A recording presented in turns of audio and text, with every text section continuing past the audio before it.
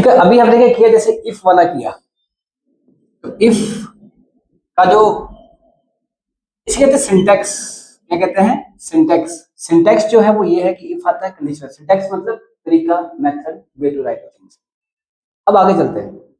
यहां तक तो हो गया कि अगर यूजर ने अगर एंटर किया, मार्क्स एंटर किए 18 से ज्यादा, तो उसको आना चाहिए यू आर एडल्ट। बट अगर 18 से कम एंटर किए तो कुछ भी नहीं आ रहा है, तो मैं चाहता हूं तो आना चाहिए यू आर माइनर। तो मैंने ये किया, यहां पर लिख लिया बाहर, यहां लिख लिया प्रिंट यू आर माइनर, लिख लिया।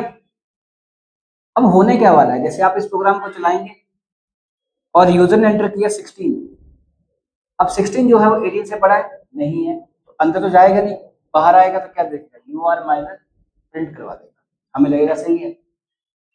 अब इस प्रोग्राम को द्वारा चलाया गया, यूजर ने एंटर किया 19, 19 जो 18 से बड़ा है, तो क्या आएगा, यू आर एडल्ट। ये प्रिंट करवाने के बाद वो बाहर भी आएगा, तो बाहर क्या क्या देखेगा, यू आर माइनर, मतलब आउटपुट दोनों होना चाहिए, यू आर एडल्ट भी और यू आर माइनर, क्योंकि यहाँ फिर एक कंट्रोल नहीं है। अब हम चाहते हैं कि नहीं नहीं, यू आर माइनर तभी आना चाहिए जब वो माइनर हो।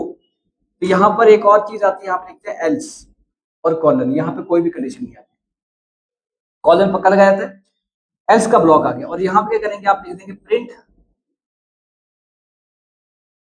यू आर माइनर, ठीक है, लिख देंगे यू आर माइनर।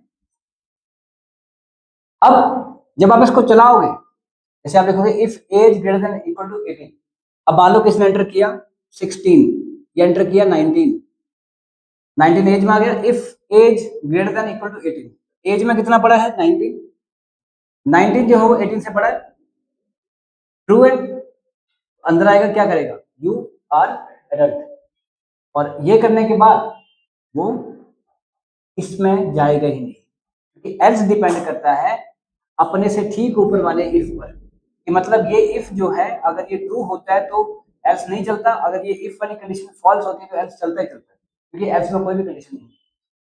तो अब क्या होगा इस केस में, इफ एज ग्रेटर देन 18, तो 19 एंटर किया गया तो क्या आएगा, यू आर एडल्ट, बट यहां नहीं जाएगा। अगर किसी ने एंटर किया 16, 16 जो है वो 18 से बड़ा नहीं है, तो इफ में जाएगा, फिर एल्स चलेगा ही चलेगा, आप इसे रोक नहीं सकते।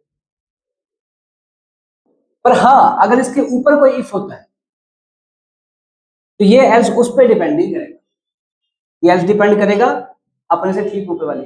और कभी ऐसा पॉसिबल नहीं है कि आप एल्स से ही स्टार्ट कर दे, ऐसा नहीं करना कि आपने स्टार्ट ही एल्स से कर दिया, नहीं तो उसे स्टार्ट कभी होता है, नहीं तो हम ऐसा करें, कुछ तो बोलना पड़ता है, अगर आपने ये किया तो, नहीं तो, है ना।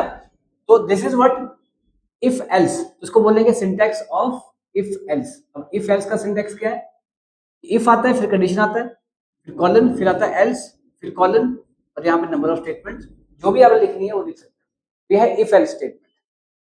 क्लियर है, लिख लो इसको, क्लियर आपको।